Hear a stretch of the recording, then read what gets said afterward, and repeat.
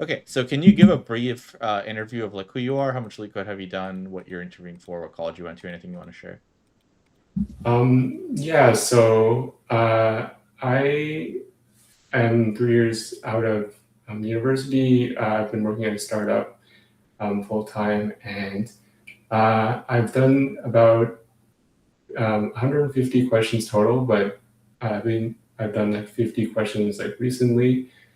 Um, and yeah, I have an upcoming FANG interview, and I'm just prepping for it right now. Okay, cool. Okay, so for the first question, you're going to be given some intervals. So here's an example.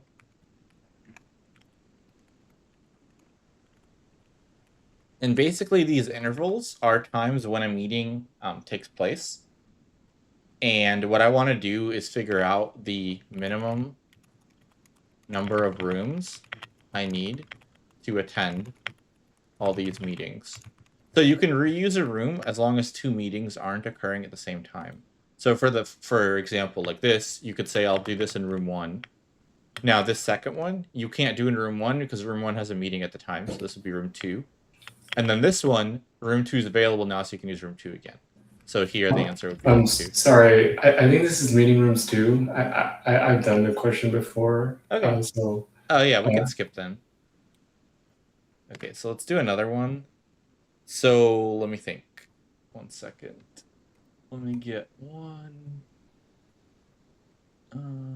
Okay. Let me know if you've done this one as well. Okay. So let me just read real quick. And I'll give you like 5 more minutes time. Okay. Okay, so let me know if you've done this one as well. So you're given an array of nums. Okay, so for an example, let's say you're given this. And basically what I want you to do is make a reusable function that you can call over and over. This array never changes, so you're going to be given this array once, and then you can store that array however you want to. And you're going to be making a function called pickIndex. So I don't know if you've done this one before, but if you have, let me know. I can pick another one. I haven't done this one. You have done this one? I haven't done this one. Okay, cool. So pickIndex, basically what it should do is it should give you an index in this array based on the weight of the value in the array. So here, and the weight should be the value over the total of the array. So here, this first thing is 1/4 and the second one is 3/4, right? So pickIndex should return index 0 25% of the time. And it should return index 3 75, or index 1, sorry, 75% of the time. And so the way this would be tested, you can imagine, is I call this function like 1,000,000,000 times, and then I check what results did it return, and then the results need to be approximately correct to these numbers. So it doesn't need to be exact, but it needs to be pretty close. And you can't, you have to make a function that is like pseudo-random. You can't just be like, well, what I'll do is I'll return, the first one once, and then I'll return the next one 3 times, and I'll keep repeating that over and over. So it has to be like a pseudo-random function where there is actually randomization. It's not based off of what you got last time. It has to be unique. In terms of, like flipping a coin, my odds of flipping a head shouldn't be based on like what I rolled or what I flipped the time before. Does that make sense? Yeah. So wait, I have a few questions, but just want to make sure like that you've explained all the question at first. Yeah, so that's all the questions. So feel free to ask anything you want to. Okay. So yeah, I just have a few questions. So like, how big can the array be? And then yeah, that would be my first Like how question. long can the array be? Yeah. I don't think that's relevant. I think you can assume it fits in an int or something. I'm not going to give you a number. Okay.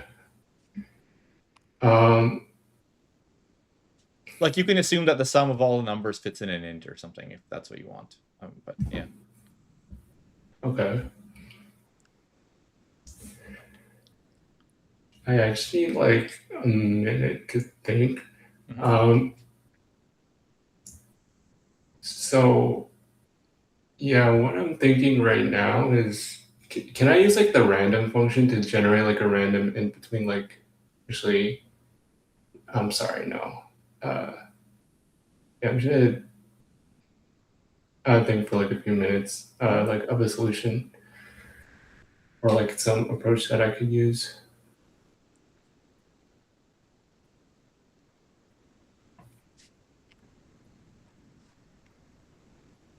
You can use like whatever math random or any one of those randint or whatever.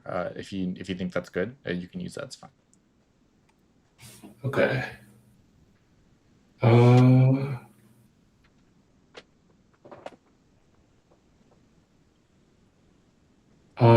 Is there, so the array, it's not sorted, right? So like the numbers can be like in any order. Yeah. The only thing is they'll just be positive numbers. That's the only rule. But they can be, it can be 3 1, it can be 1 3 1. Yeah. Okay.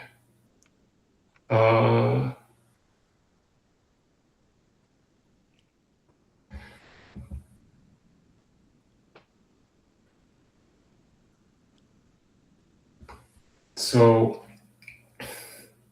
I think what I'm thinking right now is we first kind of we get the sum of like, first we need to calculate the total of the sum of the entire array. Mm-hmm. And then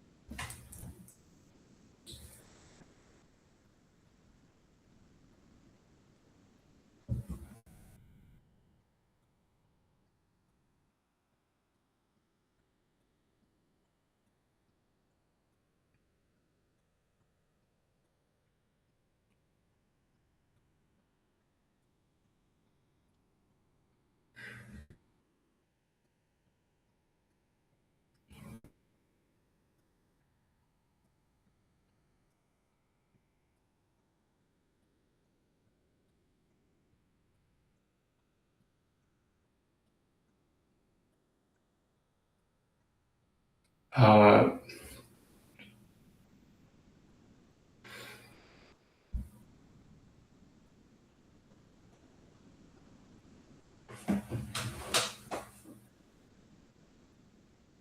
and like, so like I think we need to like generate like, we need to use like math.random to like generate like a random number between 0 and the sum of the array, and then like based off whatever that number is, we would return a specific index in the array. Does that make sense? Okay, so going off of this example, so you would generate a random number between 0 and 4. Yeah, so I would generate a random number between like 0 and 4. Mm-hmm. And then like, if that number was like, let's say below, like from 0 to 1, Mm-hmm. then I would return index 0, and then otherwise I would return index 1. So if that was So the case, then this one would be 2/5, right? And this one would be 3/5. Because like the first one would go 0 to 1, and then the second one would go 2 to 4, which is like 2/5 and 3/5, not a quarter and 3/4.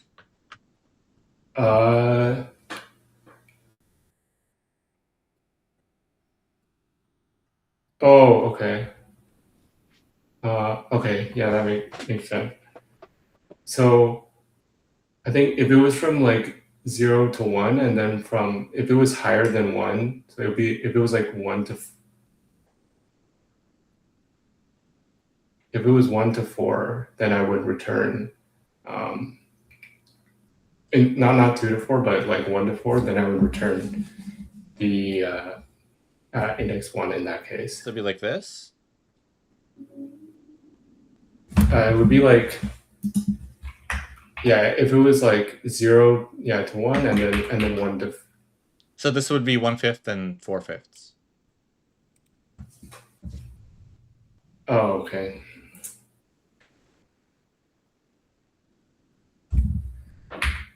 I think it has to be from.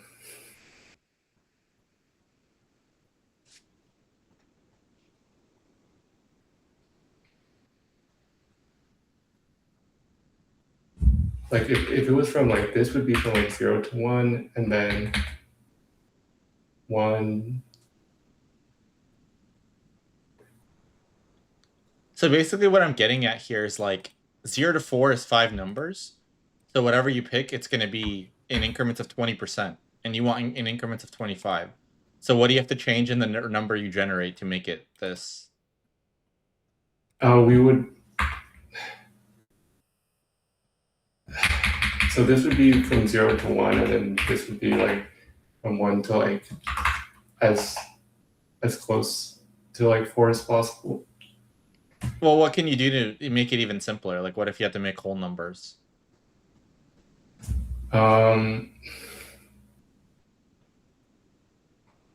We can go from like.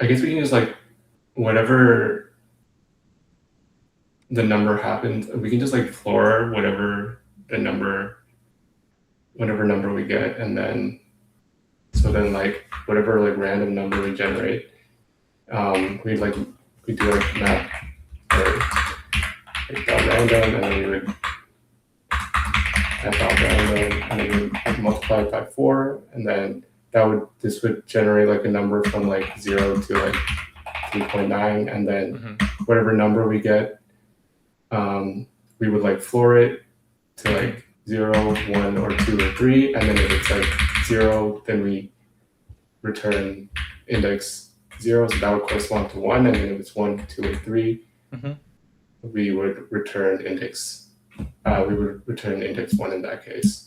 Okay. And then how do you generalize this for a lot of numbers? Like, let's say it was like this, and how do I make it as fast as I can?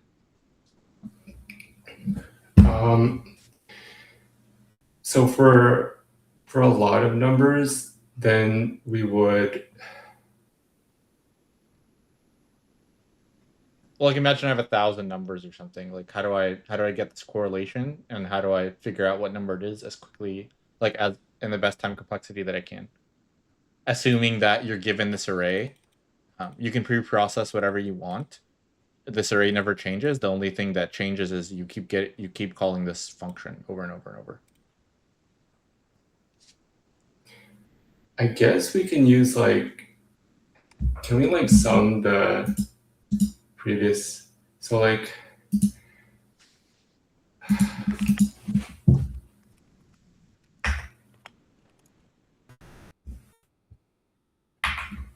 If we have like, so like I have an idea if we like make a, like this might be a really stupid idea, but like if we do like a prefix,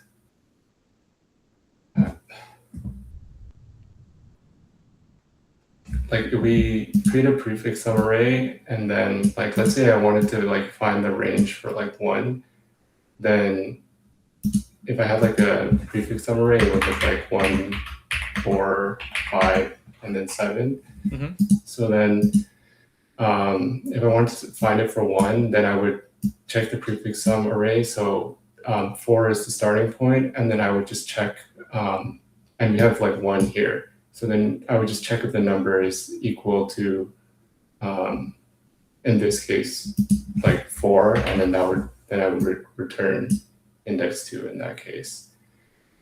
If the number's 4, you would get index 2. Okay. What if it was like 6? What would you return?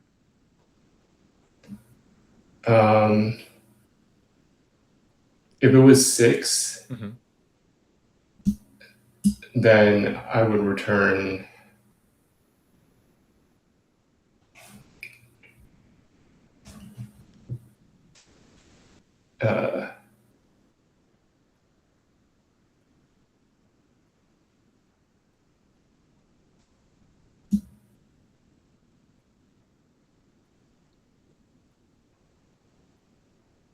like basically what I'm getting at is like, what's the general case of like you get a number, then how do you figure out what to return? What's the general case that you can use in your code?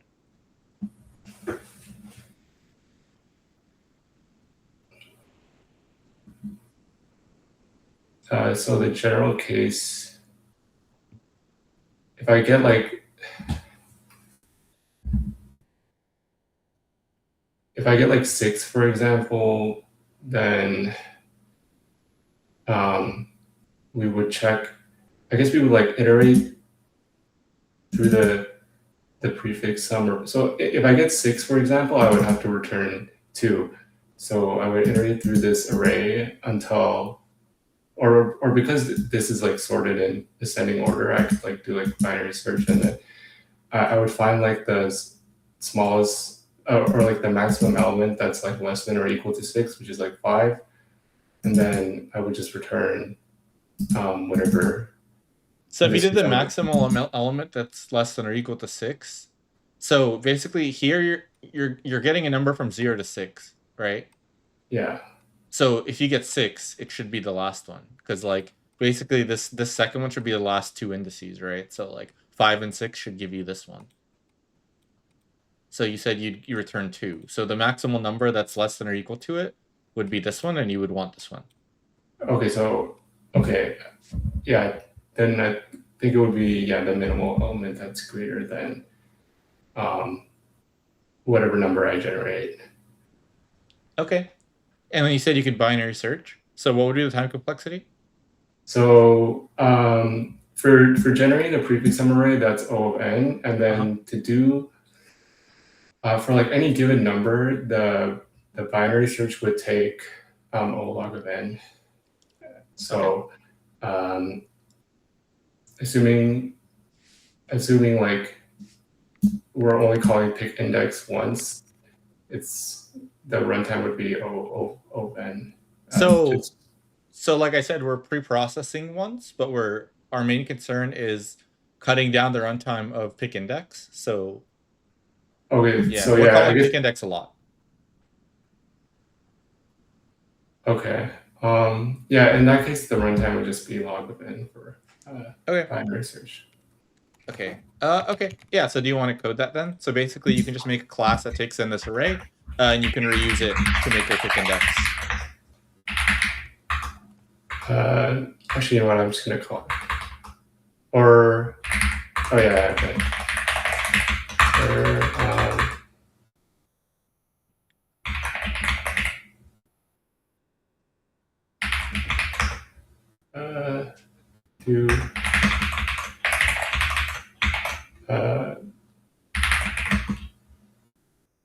So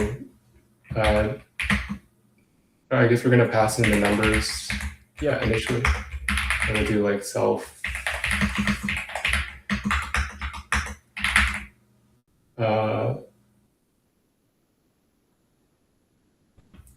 So then we're gonna have like a function to like call. So we're gonna call it pick. And then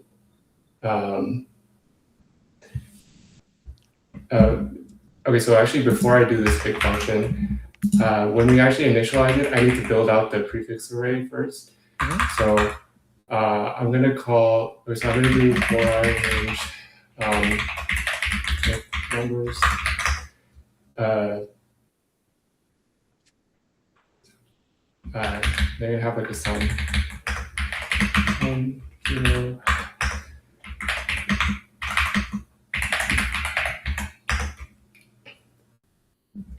And then we're gonna do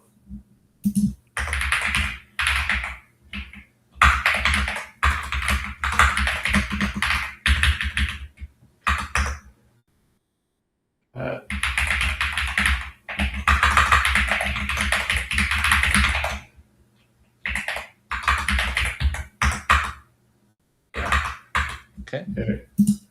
And then it pick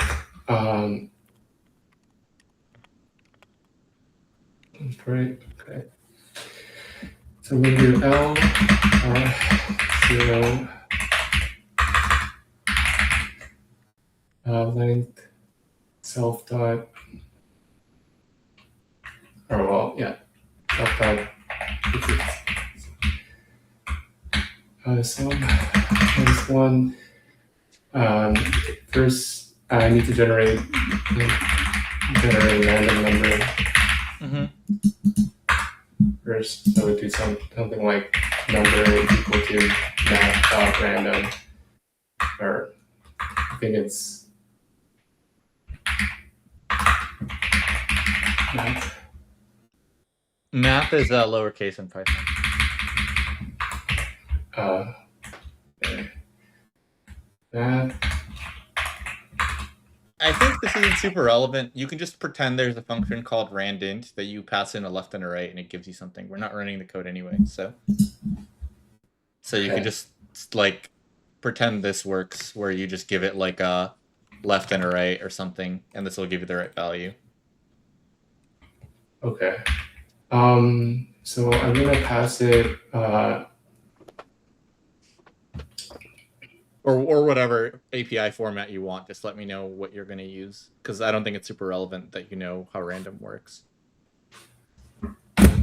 So yeah, to generate the random number, it would have to be between 0 and the sum of the elements, or it'd be from like 0 to delta prefix sum at -1. Okay. So there's a few edge cases, and I think I forgot to clarify this originally. So the array of numbers can't be empty, right? So there's at least one number. Yeah. Yeah, we can assume there's at least one number. We'll just assume that this will give you a random number from the left to the right, not including the right. That's what you're looking for, right? So we'll just assume that's how that works. That's fine. Okay. So we'll have a number, from like 0 to like the sum of the entire array. Okay. And then now we're gonna do like the binary search. So L R is L plus R minus L. If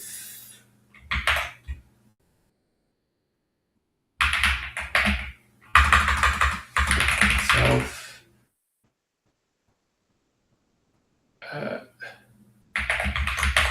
so we need to store the max element first, or and then it will just start at, or the minimum element that is greater than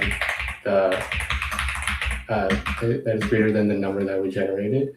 So the minimum element. So I'm just going to say like this is like infinity, and then self prefix sum at mid is if it's under or equal to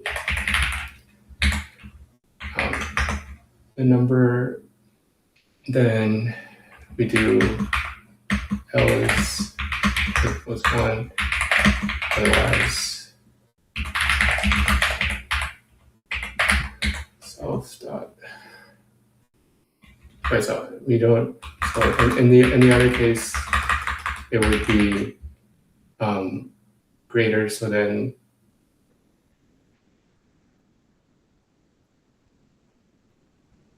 be greater, and then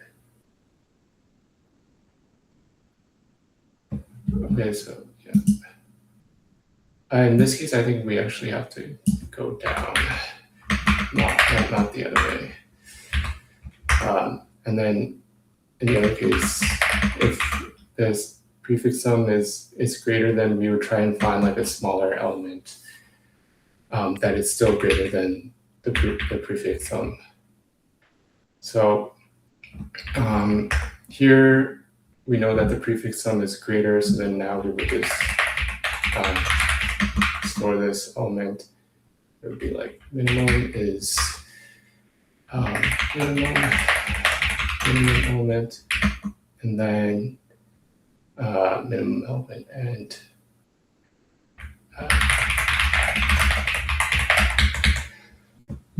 And I think this here, I think only if it's,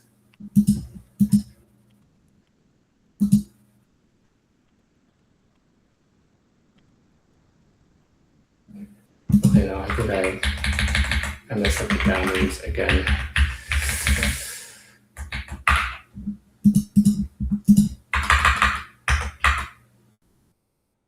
And then, yeah. So, and then after all this, we would just return the minimum element.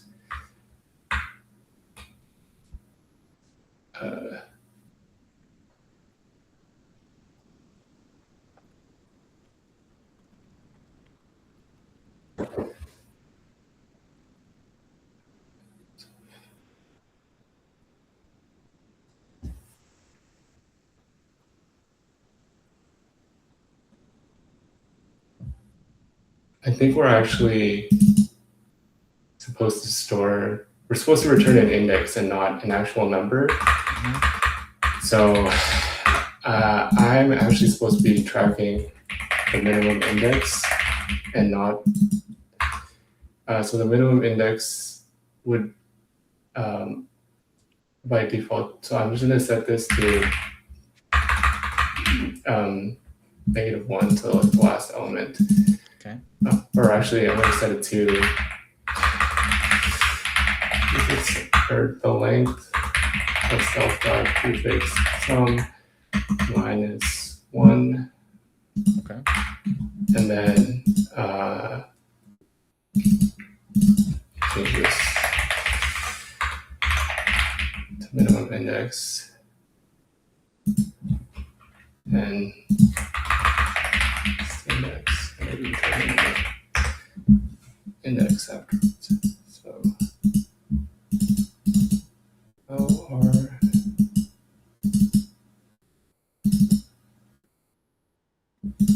try and look for, we need to go forward, otherwise minimum index.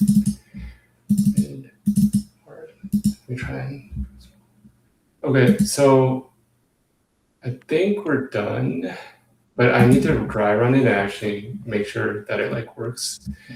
So yeah, I've been, so for this case, for example, if I have like 1, 3, 1, and 2, and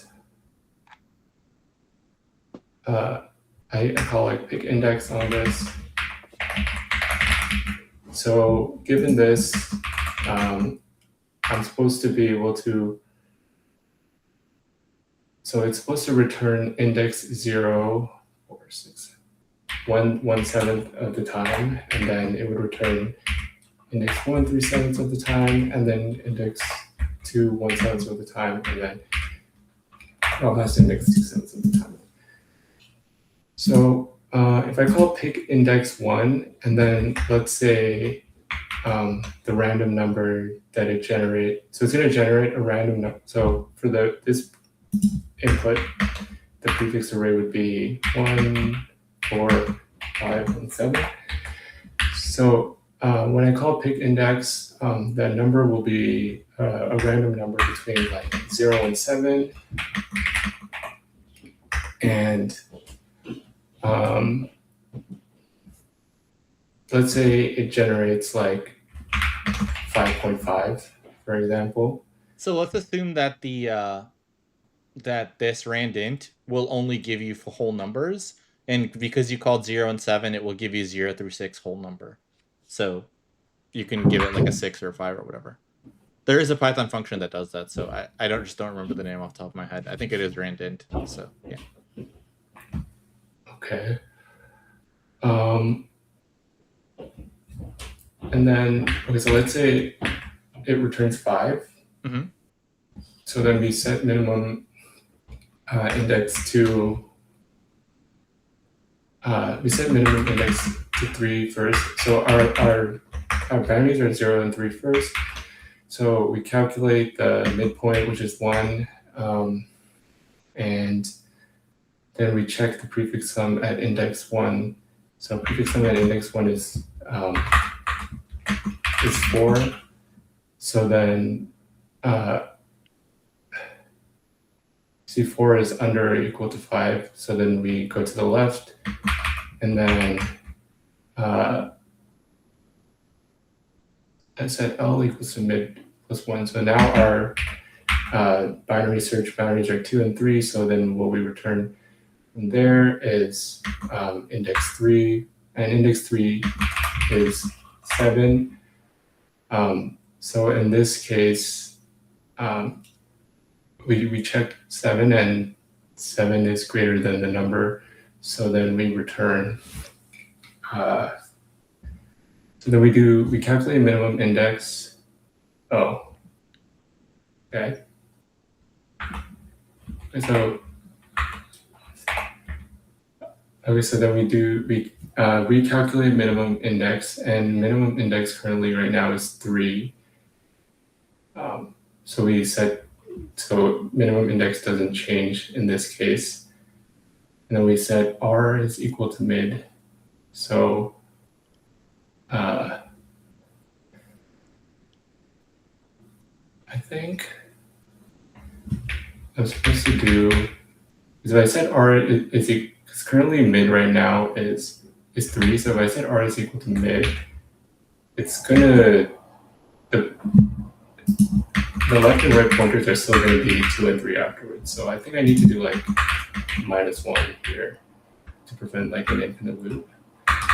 Okay. And so actually what's going to happen now is mid is the right pointer is going to be 2. So we're going to have 2 and 2.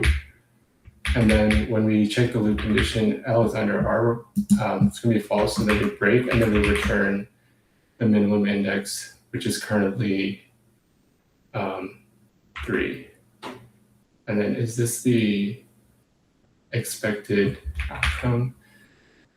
So if you get a 5, Yeah, I think that's would be expected. Yeah, if you get 0 through 6, 5 would be should give you 3. Yeah, that makes sense.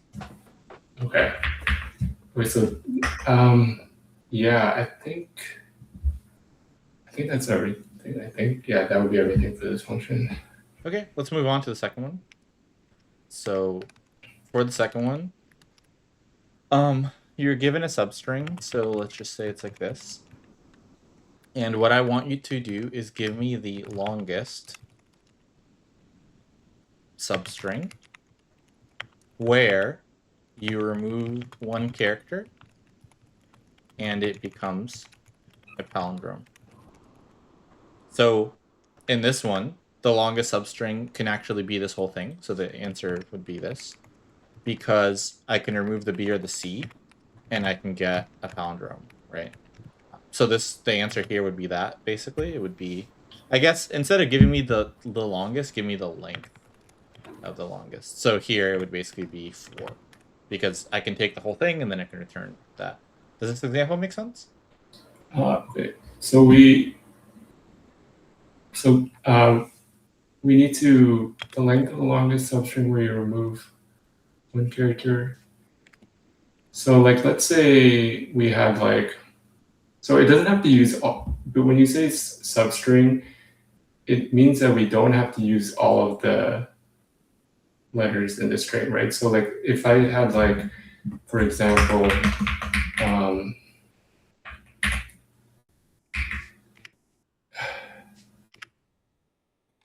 are we required to, so is it at most one character, or? No, you have to remove one. Oh, you have to remove one? Mm-hmm.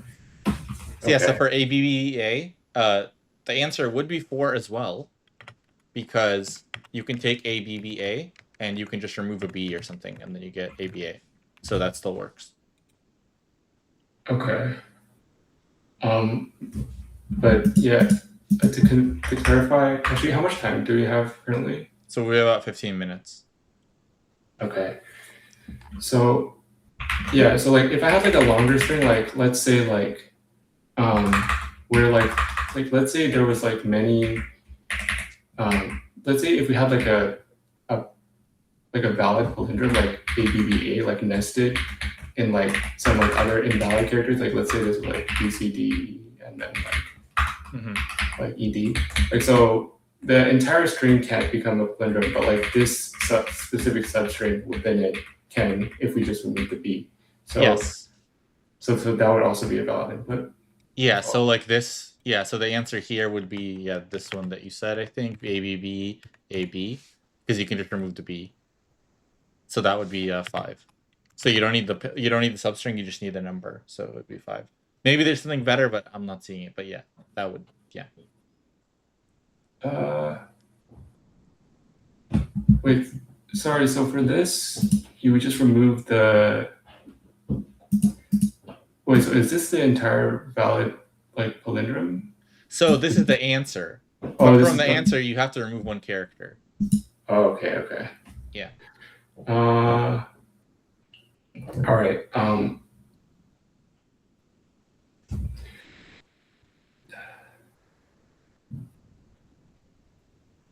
So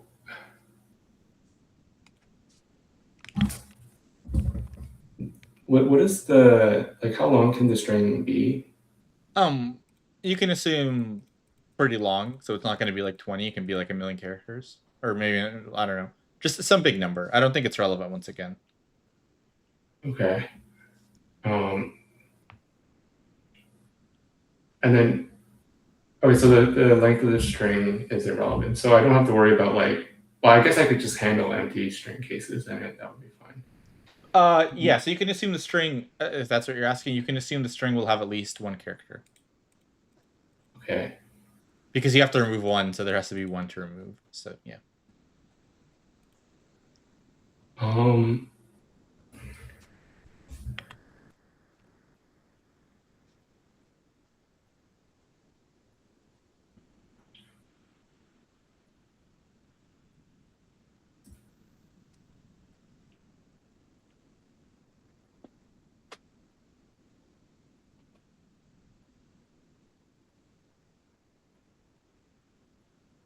Yeah, I just need like, I'm gonna take like 1 or 2 minutes just Okay. to think. I know I'm like on a time crunch, but I just need to. So if you don't have time to code it, you can just walk through exactly like what the algorithm would be and stuff.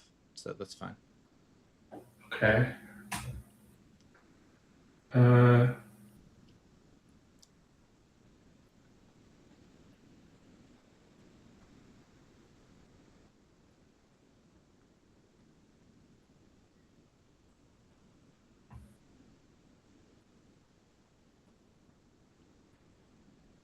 Can we?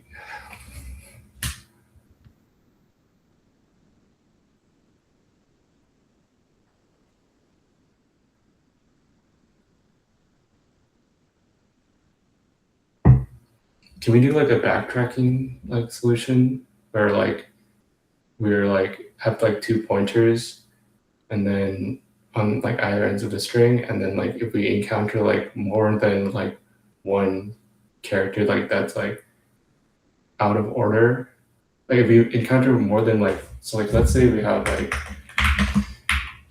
so like let's say I have the previous one that I typed, and then like we had like BCTE, and then like we have like a pointer here,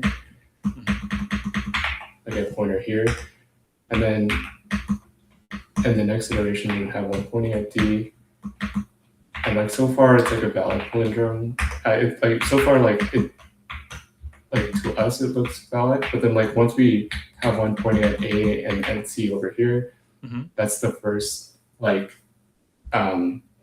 condition that breaks the palindrome property, and then we would because we can remove like one character, like we would skip that, and then like let's say we would like remove A, for example, and then we would try and test like B and B and C, but like those we would test like B and C, but like those ones also don't match as well.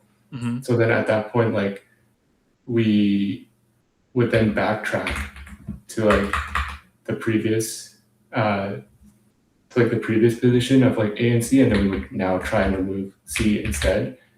So removing C instead, we would keep the pointer pointing at A, and then now we would have a pointer at A and a pointer at B. But that's also an invalid solution as well.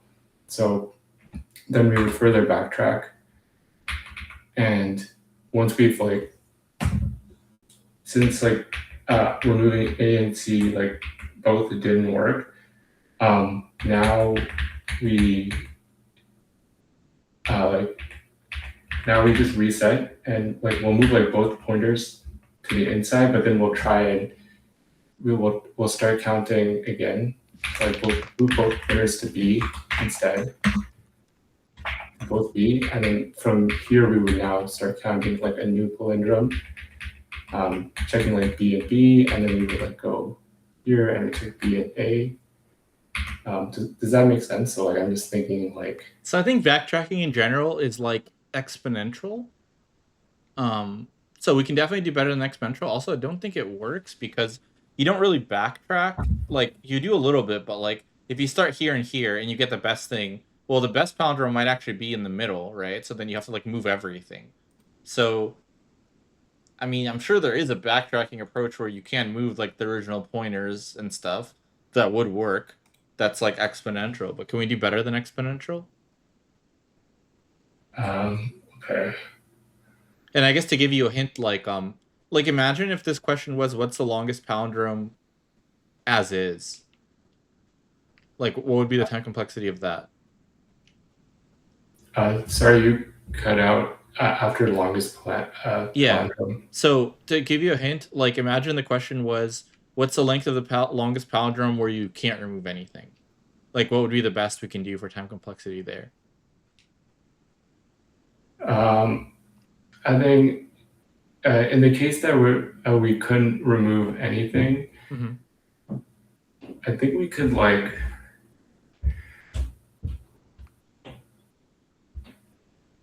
We could obtain like a linear solution. You'd have like the pointers at the end, and then if we ever encountered like two letters that broke the palindrome like properly because like they didn't match, then we would start counting from the next two letters inside. If that makes sense.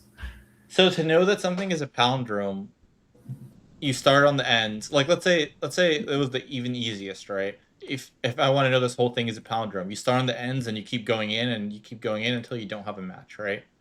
Yeah. So if these break, like I have to move them in and then do the whole thing, right? So like I have to traverse the whole string. So I don't think it can be linear. Okay.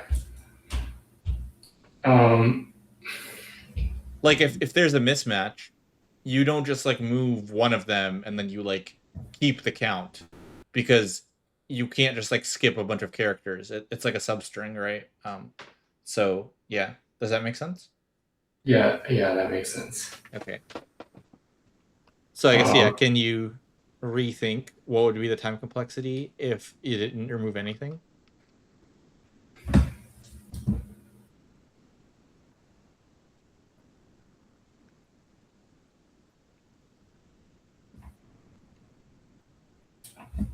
I guess there would be like because we could just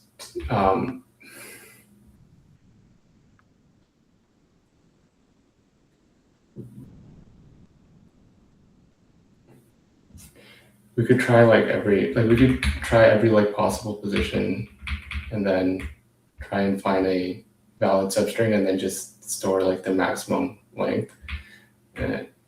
So in that case, it would be like quadratic.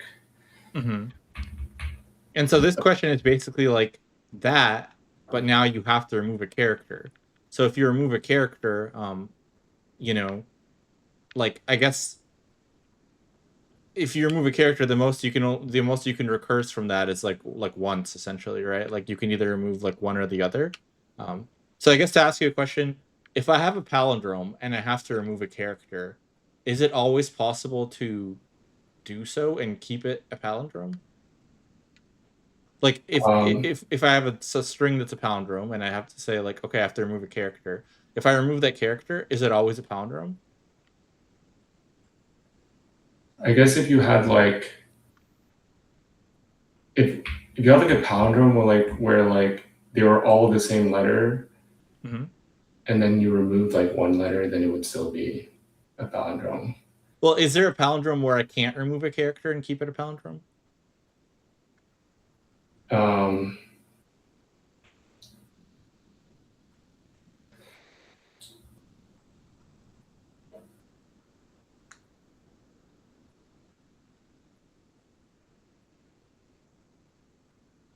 I don't. I want to say the answer is no, but I just haven't thought of. There might be an edge case that I'm just missing. Okay, so there's like two different types of palindromes. There's an odd one and there's an even. So like let's say I have an odd one like this. I could always just remove the middle and then it has to stay a palindrome, right? Like no matter what the other side is, because the other side was a palindrome. And if it was even, like whatever it was, I can just remove one of the middle things and then the rest of it was already matching. So no matter what, if I had a palindrome and I remove one, it still always stays a palindrome. So you basically never need to remove like valid stuff, and then you only need to remove invalid stuff whenever you have mismatch, and then the most like things you can recurse down is like two, right? Like if I have some your example of like this character doesn't match this character. If I need to traverse down my like string, I can only try to remove this one or this one, and that's it. I can't remove both. So basically, the recursion is like very limited here, and so how can we have a solution here that would work very similarly to a solution where you can't remove anything, and that's quadratic? Um,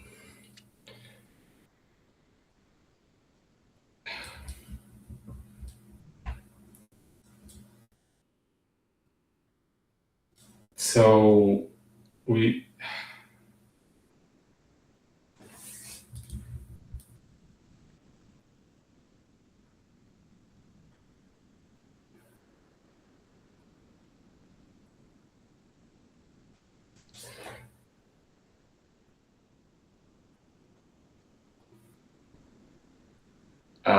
sorry, I'm just like Mm-hmm. I don't know, like my brain is like on smooth or something like that. Okay. I mean, we only have like a minute left, so we can stop here and just do a review as well, because it's like you're not going to get it realistically. Yeah. So let's just stop here and do a review. So, what do you think you did well, and like, what are the things you need to improve in? Do you think? I think um well I think I okay well yeah I would say that like I try to like clarify the questions and like go through all the edge cases and I did a dry run, but yeah, I think that's about it. I think the things that I need to improve on is just like better DSA skills, like have like a better intuition for like knowing how to solve problems. And then also uh, I would say like I probably need to help with like code a little bit better because I know in the first question I basically like was tracking like the wrong property for like 10 minutes Mm-hmm. basically, and then I changed it at the end. Um, and then I would just say like yeah for the second question like um, probably just need more like experience with like different types of questions and like data structures so that like I like know what to use. I don't need to spend like 10 minutes like thinking about the solution and like also like ask for your help as well. Because Mm-hmm. like I think you explained the solution to me and then I still even then I didn't get it, right? So Yeah.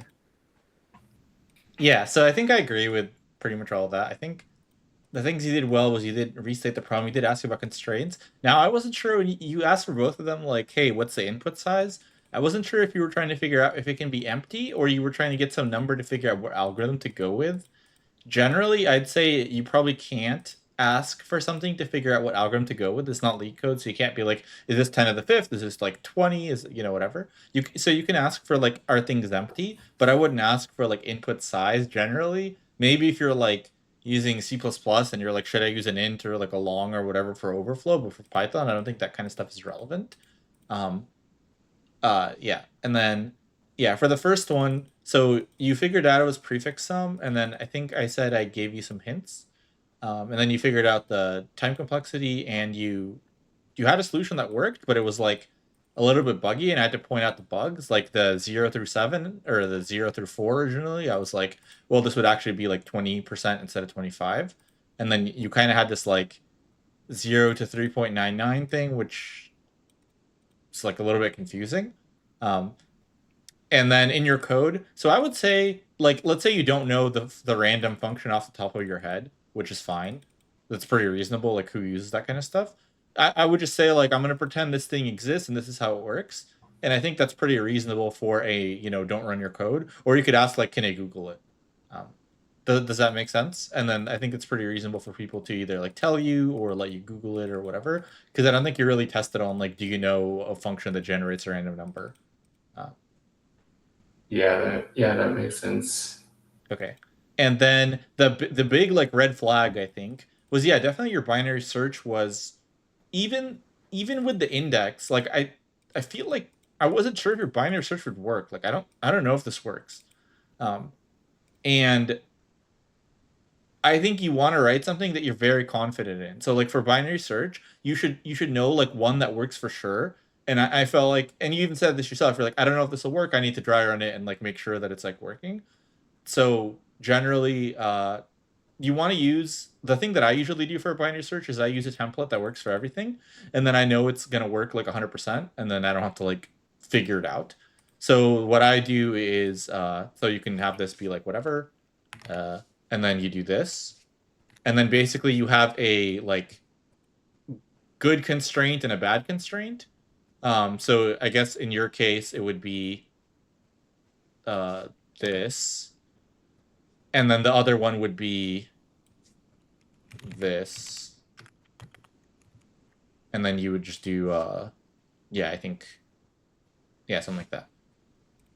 So this would basically go through everything and you just store the numbers as you go. And you need to realize in a binary search, like basically what you're looking for is like the smallest index that's greater than or equal to the number. So if I just happen to hit some random index, let's say I have a bunch of random numbers here, and I hit this index, if this is true, then I just need to like basically move this right over here. So if it was like if this was the left, this was the right, and then your index was true, then you would just say, I just need to make sure that my right is like over here. Maybe that's a little bit confusing. But the idea is basically just write a binary search that you know works, and you spend a ton of time figuring out like, oh, should this be +1? Oh, should this be left? Should this be right? Like this kind of thing should take you like 3 minutes, best case scenario, right? Yeah. And that would give you a ton of time, because the first problem is like a pretty simple one, and you just ran into a lot of like coding errors and DSA errors that really, like, you could have easily saved like 15-20 minutes or something. Like maybe a little bit less, but like honestly that's probably a good estimate, because if you recognize in the first problem what to do, which you kind of did reasonably quickly, then the rest of it is like 10 lines of code. So Yeah. yeah. So definitely for these like boilerplate, like I would basically say your binary search implementation should be like a for loop. Like when you write a for loop, you're never you don't have to be like, oh, did I write the indices correctly? You're like pretty confident in that because you do it all the time. So you want to get to that same level of proficiency in these really common functions. And this is actually a really common pitfall for a lot of people, where they have some binary search thing they do, and then they're like, so what does this part need to be? What does this part need to be? What does this part need to be? And they spend like 10 minutes figuring it out and reversing a bunch of stuff, and that just like kills your time. Yeah, does that part make sense? Yeah, just like I should be more like confident. Like, I shouldn't have to like second guess. Like when I write algorithms, I shouldn't be like second guessing them because they should already be like ingrained. Well, not ingrained, but I just should be confident enough that I don't need to like double check. Yeah, it's not like false confidence. You should just like know, you should write it and be like, I've done this so many times that like this is good. And then the other thing I would recommend for that is whatever things you write, binary search, heap, whatever, try to figure out an implementation that works for you that's the easiest to code as possible and like as bug free as possible. So don't have complicated stuff, have like the easiest thing. I think in coding interviews, ease, like simplicity of solution outweighs some random optimizations that like don't change runtime. I think you just want literally what's the easiest thing to code without me screwing it up in an interview. I think that's the way to go. Does that make sense? Yeah, that makes sense. Okay. And then yeah, and then basically your code should be like, I know exactly what I'm doing. I'm very confident in it because I planned ahead. So I don't know if like when you coded, you knew exactly what needed to happen, but like you can plan everything you need to up here, and then your code should basically just be like, okay, this is what I thought of, and then I'm just translating it to code, and it should honestly take like 5 minutes for a problem like this because there's like, yeah, 10, 15 lines. Some small nits I wrote that is pretty good is use sum as a variable name. So like generally don't use an internal as a variable name because like you would never do this in actual code. And then also don't have class variables that you never use, so you had this thing that like you never used. But those are like smaller than, I think the bigger red flag was the binary search just killing your entire just killing your entire time, and you didn't have a lot of time for the second question. So I think for the first one, I said it was like a lean no hire because it was a pretty simple one in my opinion, and you struggled and it took you quite a while. So I would expect someone to just like, yeah, basically get this very quickly. I think for the second one, this is definitely a tougher question, and it's like a hard question or like a harder medium, and it's definitely not very intuitive. And I just felt like, yeah, like you said, you were quite a bit off from like even knowing what to do. So even when I gave you some hints and I explained stuff, you were and this happens too. Like if I explain prefix sums to someone and they've never done it before, they're probably just going to be like, yeah, I'm confused. So this just is just like getting more reps in and knowing what stuff to do. So here, like one really common algorithm for palindromes or that you can figure out is like, the thing I asked you was like, what's the length of the longest palindrome if you can't remove anything? Is you can build it from the middle. So you could just say like, my middle is here, and then I can just like expand out from the middle until things don't match, and then when they don't match, then I return that, and that would be an n squared solution because you just take every single middle possible. And then you should also understand for palindromes, like I can have an even or an odd length palindrome. So like if you build it from the middle, you can either have an odd length, which is one middle, or you can have two middles, and it's literally just like while the characters are the same, just keep expanding out and return the longest thing. And then this is n squared because you have like, there's like n possible middles, and then from each one you have to build out. So removing one character is very similar to that. You just have to have another variable that's like how many characters did I remove, and then when characters mismatch, you either remove one and go one way, or you remove one and go the other way. And you can understand that complexity would be n squared because basically you can only make a pivot at one mismatch. And then so I think those are the things you need to understand this problem is like, A, how do I get the length of the longest palindrome efficiently? And B, if I have a palindrome, I can always remove a character and it stays a palindrome. And the last part is if I have a palindrome with one extra character, like that would still work and whatever.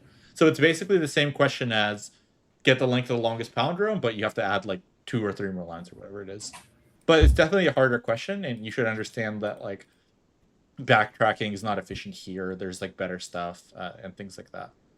So I think that this one just mostly comes down to more complex of an algorithm than you're comfortable with solving very quickly, and that's just like that just comes with like more reps. Also, this kind of question is like pretty rare, and it's not very obvious what to do. So that's why I was saying the like memorizing tagged. Like if you get one that's not untagged, then you're like, okay, can I think how this works, and things like this.